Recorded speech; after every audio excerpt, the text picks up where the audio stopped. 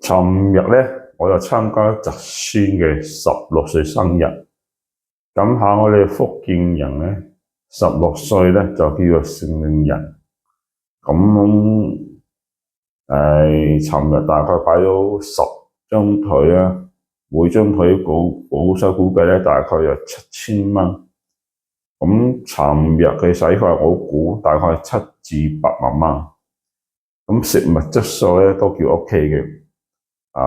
飯量咧都非常之多，好多時咧都食唔晒，好多人咧都需要打包拎走。咁我覺得生日開心食餐飯，當然係冇咩所謂啦。不過擺咗咁多位，嘥咁多錢去做呢個動作，大家點睇咧？如果呢日結婚，咁我覺得就 OK 冇問題啦。但係成日16歲生日擺咁多嘢，值唔值得咧？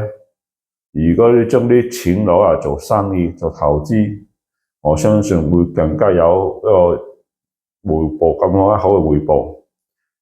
好多時咧，中國人咧好多時都要一個面子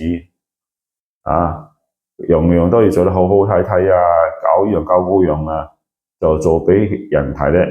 其實我覺得實在啲。